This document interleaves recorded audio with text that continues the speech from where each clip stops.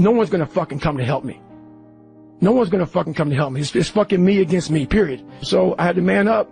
And I said, the first thing I got to start doing is facing every fucking fear I have. No matter what the fuck it is, man. And these things would keep me up at night. No one, people who are hearing this shit, they will never really understand and grasp when you face these things and so many things, how they keep you up and haunt you at night. I think there's a lot of people out there that know what you're talking about. I mean, that's what it did. I had two options. To either be that 300-pound guy who sprayed for cockroaches and made $1,000 a month, and at 24 years old, knowing when I'm 50 fucking years old, I can reflect on this and think about what guy I never became, or I can totally just sack it up and fail and fail and fail until I succeed. So I started calling recruiters up. I said, I'm gonna go be a fucking Navy SEAL. Being accepted is one thing that killed me. And you have to learn, what do you want in your life? We have so much influence coming at us that we are so lost. We don't know what we want to do because we don't spend enough time with ourselves. You have to learn to shut off a phone, shut off a computer, shut off a TV. And it's okay to sit in a room by yourself in a chair and just think about you, where I want to be, where do I see myself tomorrow, the next year from that. And it takes a lot of self-discipline to be able to do that nowadays, because you want to be so attached to everything. You want to be so caught up with the world. The world's moving too fast. The world's moving so fast that you're trying to keep up to the point where you lose yourself in the world. So you have to take that time and go to that dark place in your mind and discover who you are. I can't get a break in life. I hate that damn mentality, but I can't get a break. You aren't given any breaks in life. You make them for yourself. We are all being tested in life. While my test is different than yours, you will be tested. And how you face that test and how you overcome that test determines the rest of your life. The one mentality that you must have in life is that regardless of what's in front of you, you still must grind.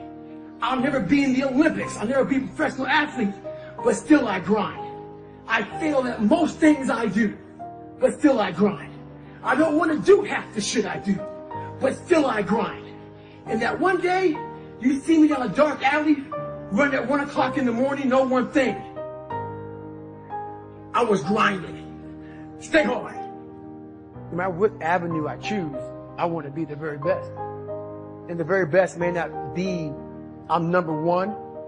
The very best is that I leave everything inside of me out there. So attacking is not like, oh, I want to win this or win that or be the best. The best is I'm running against myself in everything I do. And that's what I attack. I attack myself. I'm always questioning myself.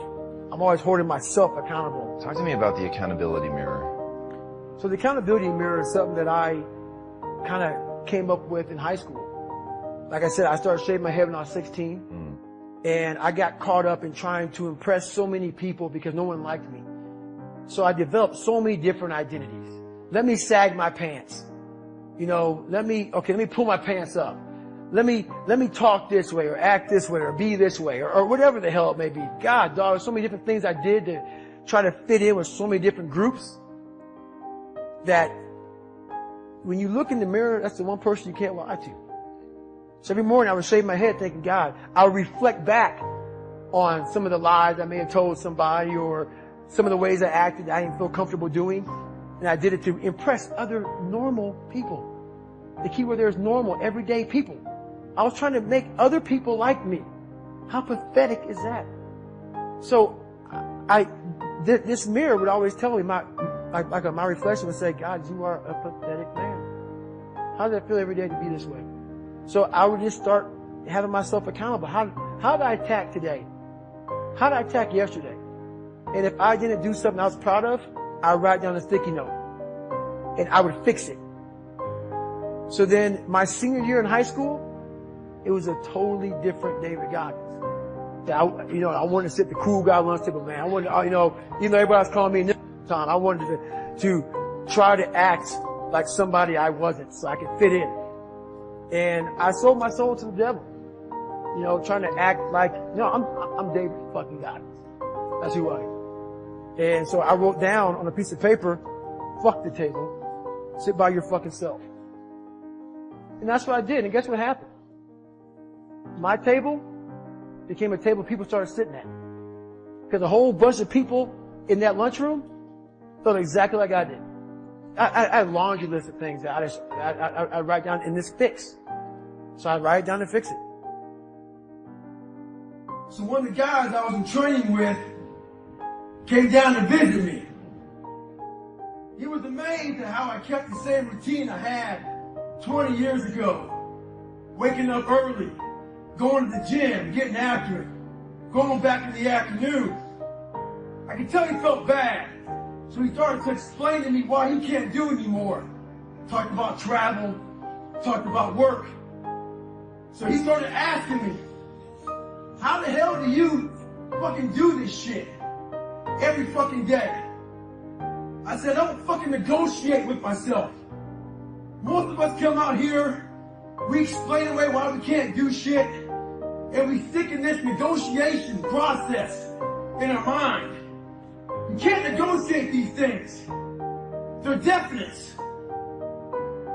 The cat wanted to start racing somebody. So he started racing me. He didn't know who the fuck he was racing. He didn't know it was me. I'm under an alias. See, a lot of motherfuckers, when they think it's me or somebody else who they want to chase, they got a carrot in front of them. He had no carrot. It was him versus him. I'm under some fucking initials. He wanted to test my resolve. He want to test my ability to go to limit. He want to see where his world ends and mine begins. This ain't no fucking game. This is my motherfucking lifestyle, son. Hey, yeah, I'm fired up. This is what I do. When someone gives you hell, make sure you push them right back and give them hell. I honestly want to be considered one of the hardest men to walk the planet Earth in the history of the world. And what I mean by hard, I'm not talking about the guy who does the most pull-ups, the most sit-ups, runs the most. Just a person who's able to overcome any adversity in front of him, to figure out a way. Hardness isn't about all this physical shit, man. Yeah, it helped me get to where I'm at. But all I was doing in the whole process, the process wouldn't be ripped. It wouldn't walk around with my shirt off. That wasn't it. I knew through the physical challenges, through the physical suffering, my mind was getting stronger. I was literally doing that for a reason. I had a weak mind. All the rest just happened to come with it. I was trying to strengthen the mind to handle all the judgment that's passed on me, perceived and not. Sometimes you make it up in your own head. You know, I just want to be able to handle all of that, everything, physical, mental. I want to be perceived as that. Like an old school barbarian, an old school guy that's like, God, dog, man, nothing can hurt the guy, which is why the book is titled, Can't Hurt Me. I want people to have that mantra in their life. Take that with you. Take it everywhere you go in life. And if you believe that and you work towards that, callous in your mind, strengthen yourself, Can't Hurt Me is strong. In any situation, like when I was in Buzz, they beat the shit out of you. I'd be the first one to get to say, can't hurt me, motherfucker. And they were beating the hell out of me. But you say that enough to you. False motivation becomes fucking real motivation after a while. When you think about all those people to thank, we thank everybody. Got a big long Rolodex. Text people, give them a call. But there's one person we leave out. That's ourselves. We forget about all those fucking nights, single moms, single dads, fucking people out here who want to lose weight, out here grinding. We forget about the hidden work that we put in, the work nobody's watching. We forget about all those times we didn't want to do shit, and we did the motherfucker anyway. We live life thanking everybody in the fucking world. But the one person that goes neglected is yourself. Make sure you thank yourself.